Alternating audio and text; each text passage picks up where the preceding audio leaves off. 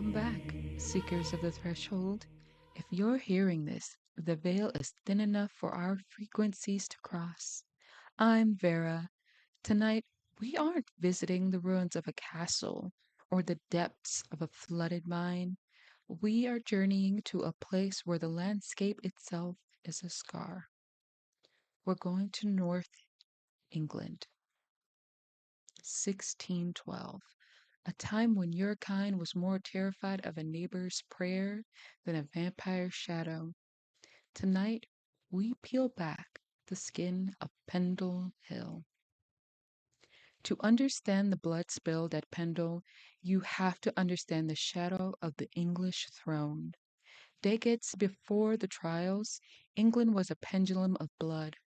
First came Queen Mary the bloody queen, who restored the Pope and burned the Protestants.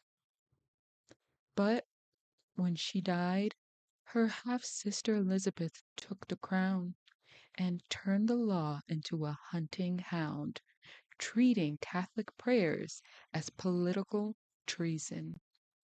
By the time King James I took power, he wasn't worried about Catholics. He was obsessed with the unseen enemies of the estate. He wrote the book on it, Demonology, declaring that witchcraft was high treason against God and the crown. Lancashire was what London called a dark corner of the land. It was over 240 miles from the king's palace, a wild frontier fabled for its theft, violence, and sexual laxity. While the South moved toward the light of the Enlightenment, Pendle stayed loyal to the old religion. Fugitive priests hid in the hills, and secret masses were held in the dead of night. In early 1612, every magistrate was ordered to compile a list of recusants, those who refused the king's church. This wasn't just a witch hunt, my listeners. It was a harvest of the disobedient. The authorities didn't just want to find witches, they wanted to clear the cultural rubble of popery once and for all. I've seen your kings and queens change like the seasons, but the hunger for conformity never dies. In my world, we don't care who you pray to, as long as your heart beats at the right tempo. But in 1612, Lancashire, a different rhythm, wasn't just a sin, it was a death sentence. The hills were full of people watching their neighbors, waiting for a stumble, waiting for an excuse to offer a soul to the magistrates. At the heart of this storm were two families. These two families had been at each other's throats for 20 years. Imagine two ancient matriarchs, both in their 80s, blind and bent by time, ruling over the forest like rival, poverty stricken queens. First, Elizabeth Southerns, known to all as Old Demdike. For 50 years, she was the cunning woman of the hill, a healer who neighbors used by day for herbs and charms and whispered about by night, claiming she spoke to a familiar spirit named Tib. Then there was Anne Whittle, her old Chaddocks, a woman whose habit of muttering to herself struck terror into the hearts of local farmers. The war between them didn't start with a demonic pact. It started with oatmeal and a pile of clothes. In 1601, a member of the Whittle family allegedly broke into the Malkin Tower, Demdike's home, to steal grain and clothing. It was a protection racket gone wrong. Alison Device's father was so terrified of Chattox's reputation that he paid her 80 pounds of oatmeal every year just to stay safe. When he finally died, the family didn't blame sickness. They blamed Chattox's curse. On Pendle Hill, magic wasn't just a belief, it was a form of economic extortion. On March 18th, 1612, the young Alison Device was begging on the road to Trodden Forest. She encountered a peddler, John Law, and asked him for pins, valuable tools for folk magic. When he refused, Alison cursed him, and moments later, Law collapsed, paralyzed down one side and unable to speak. To a modern doctor, it was clearly a stroke. To a 17th century peasant, it was maleficium. Terrified by her own perceived power, Alison fell to her knees and confessed everything to Magistrate Roger Nowell. She didn't realize she was handing him the key to a kingdom of blood. Alison thought a confession would bring mercy. She was a child playing at being a predator.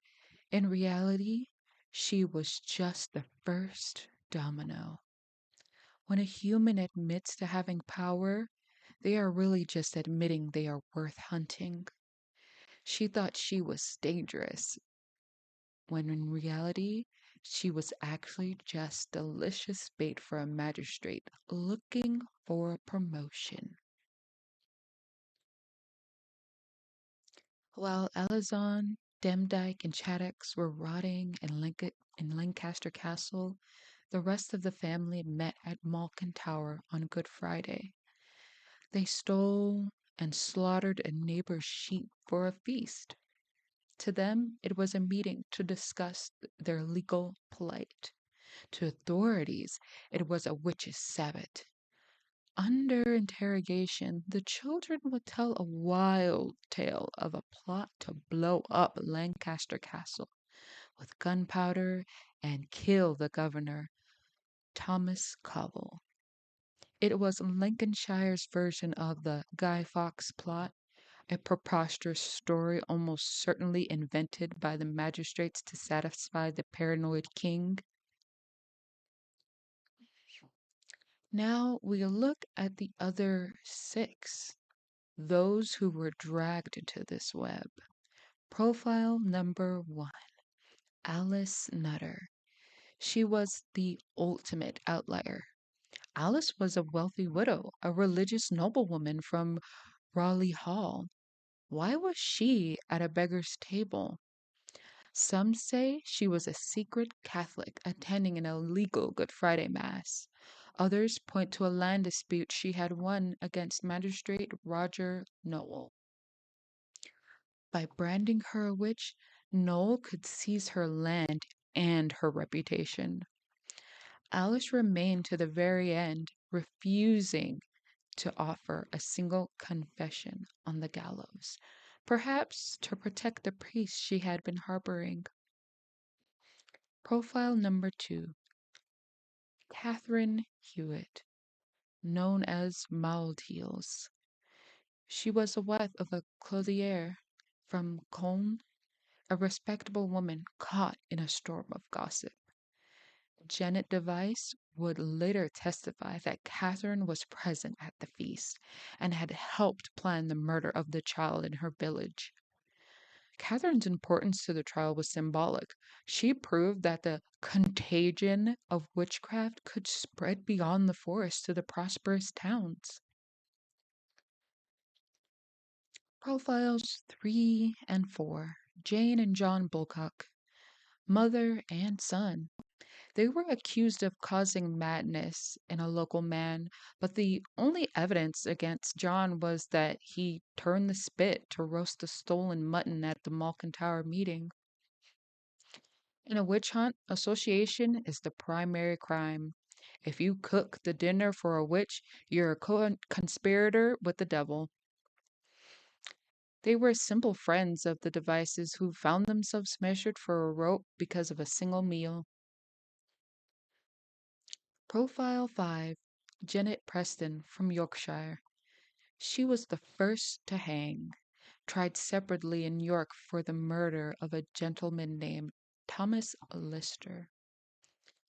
And finally, Profile 6, Isobel Robbie of Windle. Isobel was a true outsider. She wasn't even at Malkin Tower Feast. She was just a difficult woman who spoke her mind and disapproved of her goddaughter's husband, Peter Chaddock. Chaddock claimed she caused his physical pains, and Jane Wilkinson said she felt a pain she could not stand after refusing Isabel's milk. In 1612, a refused glass of milk could be a capital offense. A noblewoman, a clothier's wife, a son turning a spit, and a woman who just wanted some milk. The coven was just a mirror of a fractured society. The fear of witches allowed everyone to settle their petty grudges with a noose. I've seen my kind use fear to hurt humans, but we are amateurs compared to your own magistrates. They didn't just hunt witches, they hunted the very idea of dissent. August 18th, 1612. Lancaster Castle. The air is thick with a smell of sweat, damp stone, and expectation. Sir Edward Bromley is presiding, a man looking for a promotion to London, knowing that King James is watching. Because witchcraft was high treason, the king allowed a unique and horrific breach of law. Children were permitted to testify against their own blood. 9-year-old Janet Device was led into the court. Because she was so small, the jury couldn't see her over the crowd.